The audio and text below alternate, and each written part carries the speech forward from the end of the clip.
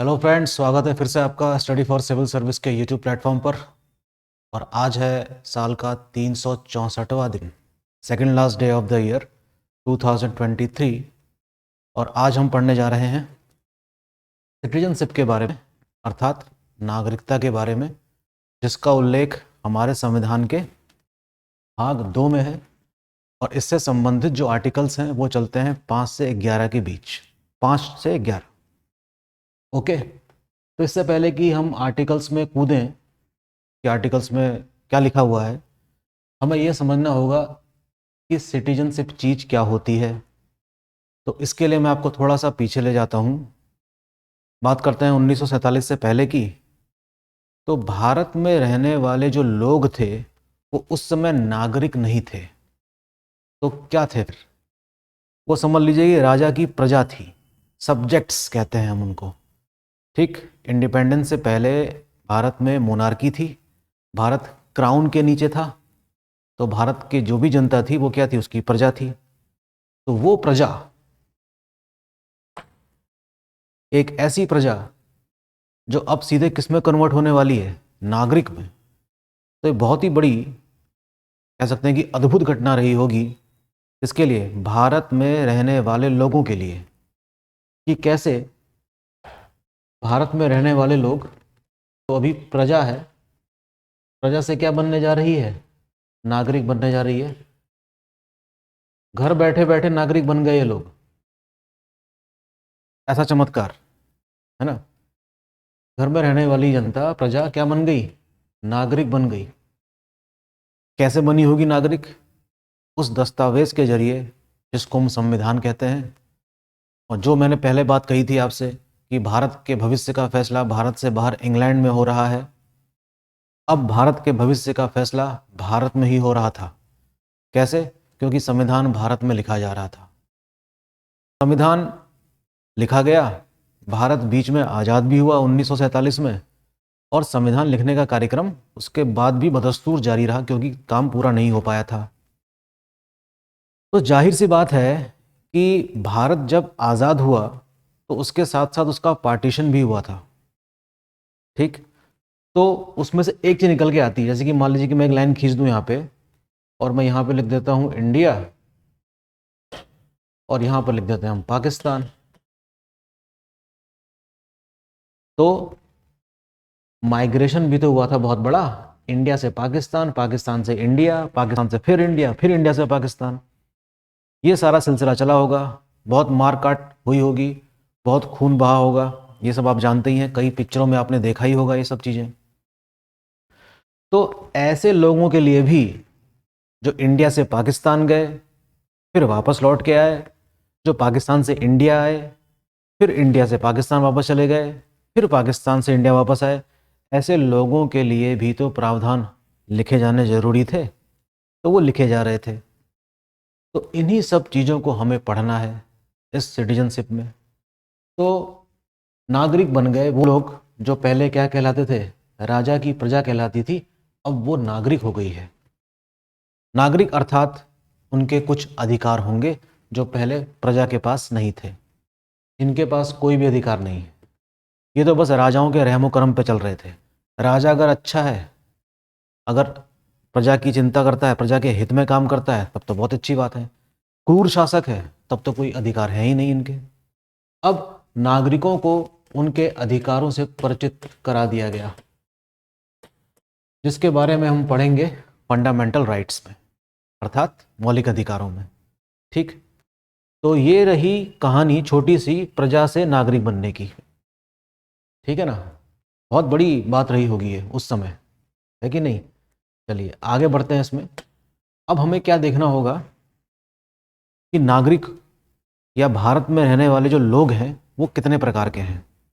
तो हमको पता चलता है, हमें ये पता चलता है किताबों के जरिए, टेक्स्ट बुक्स के जरिए, कि India having two type of people. Bharat में दो प्रकार के लोग रहते हैं।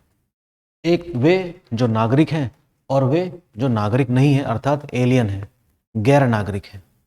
ठीक है, जो नागरिक हैं, citizen enjoy all civil and political rights.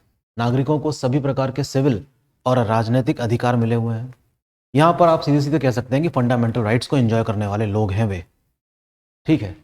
और आपको पता ही होगा कि जब हमने मॉडरेट्स के बारे में पढ़ा था, जब कांग्रेस की स्थापना हुई थी 1885 से 1905 के बीच में, जो हमारे मॉडरेट लीडर्स थे, तो उन्होंने सिविल राइट्स को लेकर भी डिमांड उठाई थी कि यहाँ के नागरिकों को सिविल राइट्स मिलने चाहिए, ठीक।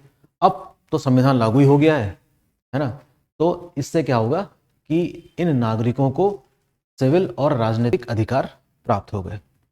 अर्थात कहने का मतलब ये भी है कि भारत में रहने वाला कोई भी व्यक्ति, जिसको हम नागरिक कहते हैं, उसको वोट डालने का अधिकार है, और जिसको वोट डालने का अधिकार है उसको वोट पाने का भी अधिकार है, अर्थात उसको चुनाव लड़ने का भी अधिकार है। कोई भी व्यक्ति पॉलिटिकल पार्टी बना सकता है, अपने आप को उम्मीदवार घोषित कर सकता है, जनाधार क्रिएट कर सकता है, चुनाव जीत सकता है, संसद में जा सकता है, ठीक। और क्या बना सकता है, किसमें भूमिका निभा सकता है, लॉ मेकिंग में, अर्थात नीति निर्माण में भूमिका निभा सकता है। उन्हीं को तो चुन के हम वोट दे के भेजते हैं पार्लियामेंट में, ठीक। और एलियंस जो हैं, they do not have all civil and political rights.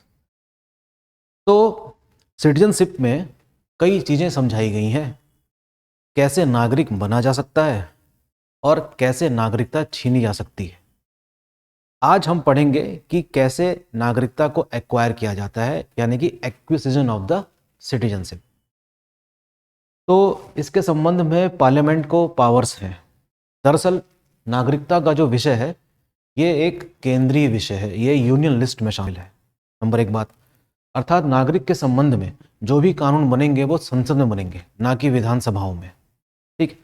तो समय समय पर नागरिक अधिकार सिटीजनशिप एक्ट होते रहे हैं, उसमें बदलाव होते रहे हैं, लेकिन सबसे पहले सिटीजन एक्ट ऑफ 1955 को समझना जरूरी है कि इसने क्या प्रोवाइड किया और इसका बाद में कब कब संशोधन भी हुआ है और क्या क्या उसमें प्रोविजंस जोड़े गए हैं या हटाए गए हैं।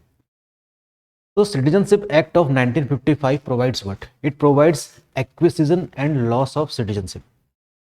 वही जो मैंने कही बात आपसे कि कैसे नागरिकता प्राप्त की जा सकती है और कैसे उसको त्यागा भी जा सकता है, इन सब के बारे में सिटीजनशिप एक्ट में लिखा ही हुआ है।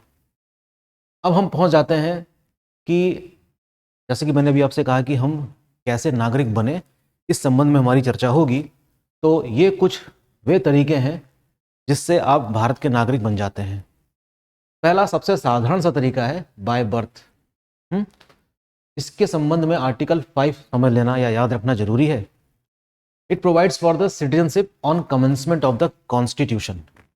ओके, आपको याद होगा कि 26 नवंबर 1949 को हमारा संविधान लगभग बनकर तैयार था और सिटीजनशिप के संबंध में जो भी प्रोविजंस थे वो तभी जोड़ लिए गए थे 26 जनवरी से पहले, ठीक है। तो it provides for the citizenship on commencement of constitution. All those domiciled and born in India were given citizenship, ठीक है। वे बाशिंदे जो भारत में पैदा हुए हैं उनको नागरिकता मिलेगी। Even those who were domiciled but not born in India, अर्थात वे जिनका जन्म भारत में नहीं हुआ है वे भी, बट लेकिन उसमें प्रोविजन ये है, either of whose parents was born in India were considered citizen. परंतु शर्त यह है कि जन्म लेते समय माता पिता में से कोई एक क्या होना चाहिए, भारतीय होना चाहिए। ये बातें स्पष्ट रूप से आर्टिकल 5 में लिखी हुई है और मैं चाहूँगा कि इस संबंध में, आर्टिकल 5 के संबंध में किताबों में जो भी लिखा है आप अपने स्तर से भी उस चीज़ को देखेगा जरूर, ठीक। Anyone who had been an ordinary resident for more than 5 years too was entitled to apply for citizenship। अर्थात वो व्यक्ति 5 साल अगर साधारण रूप से भारत के किसी हिस्से में रह रहा है वो भी रजिस्ट्रेशन के जरिए नागरिकता प्राप्त कर सकता है। रजिस्ट्रेशन के जरिए कैसे नागरिकता प्राप्त की जाती है ये हम चर्चा करेंगे बाद में, ठीक है। तो जब वो चर्चा होगी तो आपको स्वतः पता चल जाएगा कि रजिस्ट्रेशन के जरिए नागरिकता कैसे प्राप्त की जाती है, ठीक। आगे बढ़ते हैं। Article 6 important, it provides rights of citizenship of certain persons who have migrated to India from Pakistan, ठीक। माइग्रेशन भी चल रहा था, हम कैसे भूल सकते हैं इस बात को। तो वे लोग जो पाकिस्तान से भारत माइग्रेट होकर आए थे पार्टीशन के दौरान, उनके संबंध में आर्टिकल 6 में बातें लिखी हैं।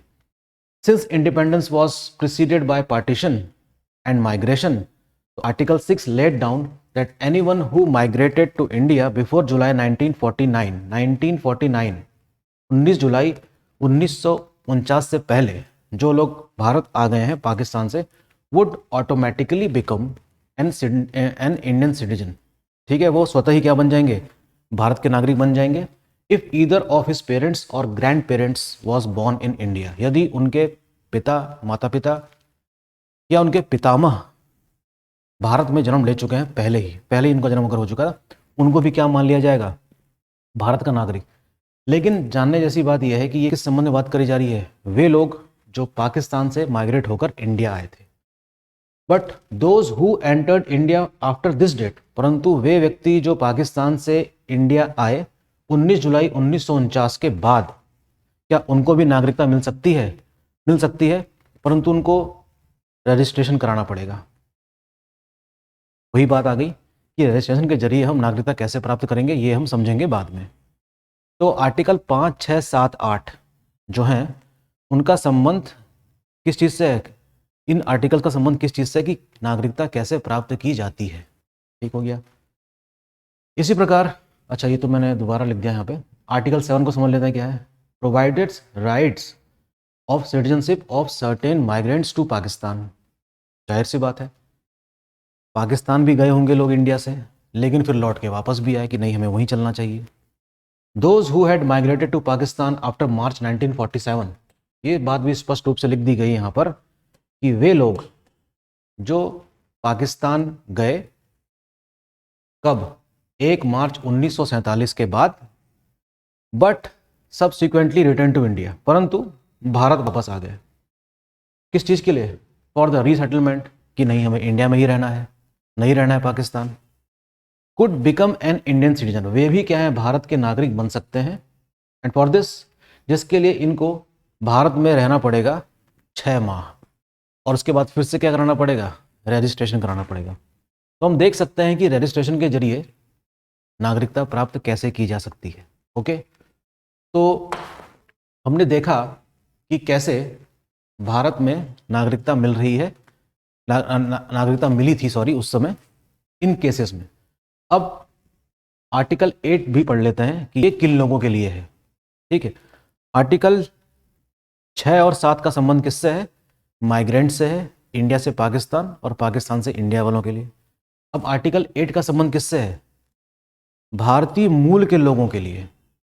जो हाँ मामला इंडिया पाकिस्तान का नहीं है, दुनिया के दूसरे हिस्सों में भी जो रह रहे हैं लेकिन हैं वो भारतीय मूल के, उसके संबंध में जानकारी मिलती है हमको आर्टिकल 8 में।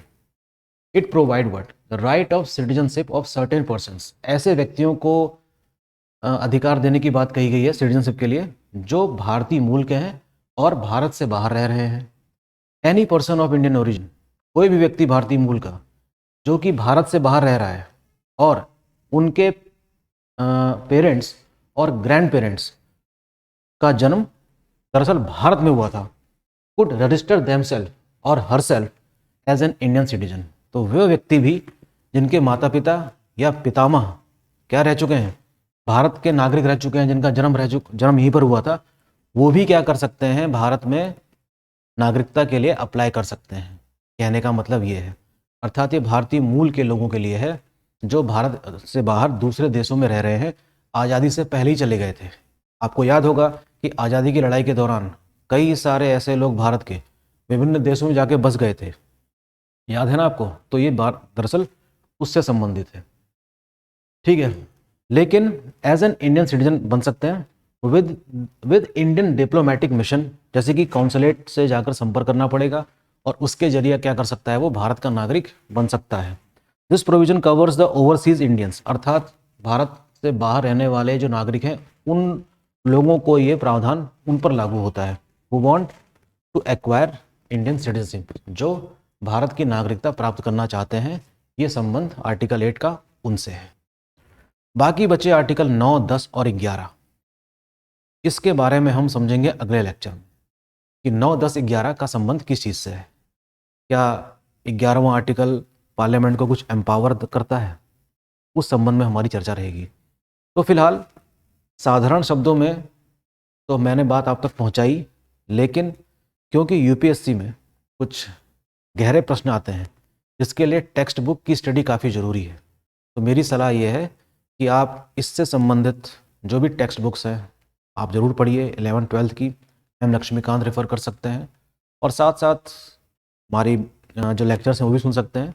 इन सब चीज़ों को करने के बाद मैं यकीन से कह सकता हूँ कि आपको सारी चीज़ें समझ में आनी शुरू हो जाएंगी। ठीक है, तो होपफुली आपको ये लेक्चर समझ में आया होगा और कैसे प्रजा नागरिक बन गई ये बात आपको समझ में आई होगी। ठीक है, तो मिलते हैं अगले लेक्चर में जल्दी ही। Thank you, take care, okay.